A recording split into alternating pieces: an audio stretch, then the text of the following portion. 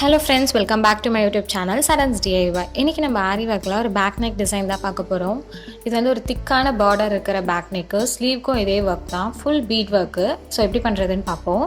நம்ம மார்க் பண்ண லைன்ல இருந்து எப்பயுமே பேசிக்கா நீங்க Aariwork ஸ்டார்ட் பண்றீங்கன்னா ஜரி லைன் தான் கொடுக்கணும்.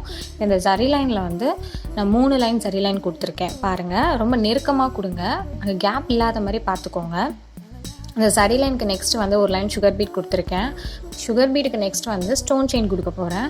நம்ம சுகர் பீட் எப்படி போடுறது, ஸ்டோன் செயின் எப்படி போடுறது அப்படின்ற வீடியோ வந்து நம்ம சேனலில் ஆல்ரெடி அப்லோட் பண்ணியிருக்கோம். கீழே டிஸ்கிரிப்ஷனில் வந்து நான் லிங்க் கொடுக்குறேன், நீங்கள் செக் பண்ணிக்கோங்க.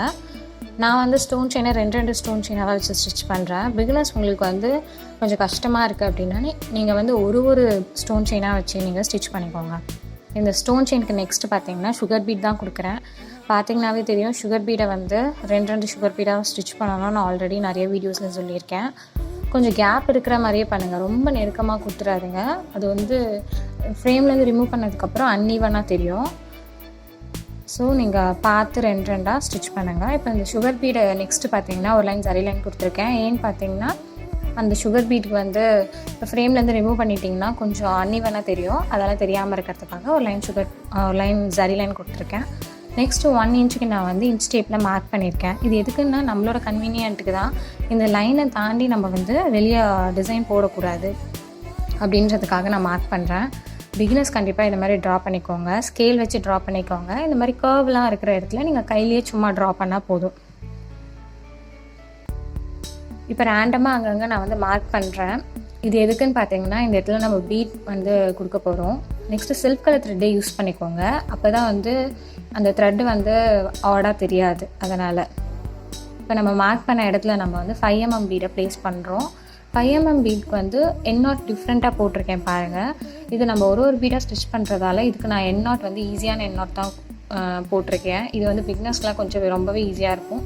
இந்த வீடியோ நம்ம சேனலில் இல்லை, நான் இனிமேல் வந்து அப்லோட் பண்ணிடுறேன் ஷார்ட்ஸில். ஸோ ஒரு பீடாக நான் ஸ்டிச் பண்ணியிருக்கேன்.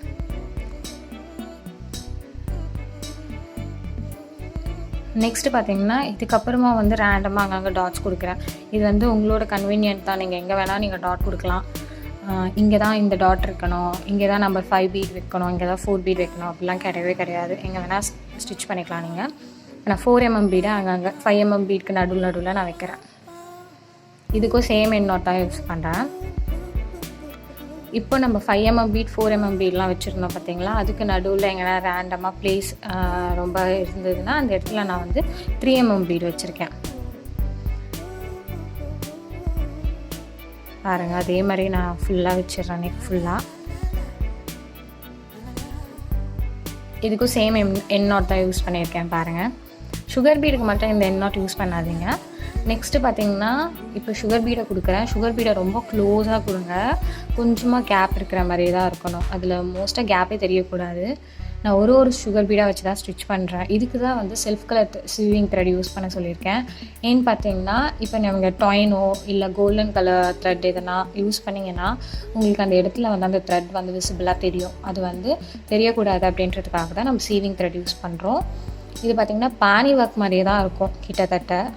ஸோ நான் எக்ஸாக்டாக பானி ஒர்க் மாதிரி போடல, எங்கெல்லாம் கேப் இருக்கோ அந்த இடத்துலலாம் கொஞ்சம் நெருக்கமாக சுகர் பீடை ஸ்டிச் பண்ணிகிட்டே வரேன். இது வந்து உங்கள் விருப்பம் தான், நீங்கள் இன்னும் நெருக்கமாக பண்ணணுன்னால பண்ணிக்கலாம், இல்லை இன்னும் கொஞ்சம் கேப் தெரியணும் அப்படின்னா கூட நீங்கள் அந்த மாதிரி பண்ணிக்கலாம்.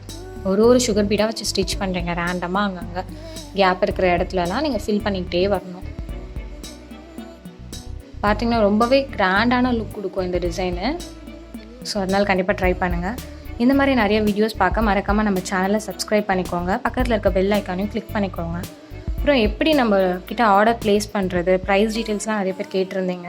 ஸோ உங்களுக்கு எந்த டிசைன் பிடிச்சிருக்கோ அதை ஸ்க்ரீன்ஷாட் எடுத்து எனக்கு வாட்ஸ்அப்பில் மெசேஜ் பண்ணுங்கள். கண்டிப்பாக நான் உங்களுக்கு வந்து ப்ரைஸ் டீட்டெயிலோட எல்லாமே சொல்வேன். பாருங்கள், இதோட ஃபைனல் லுக்கு இவ்வளோ சூப்பராக பியூட்டிஃபுல்லாக வந்திருக்குன்னு பாருங்கள்.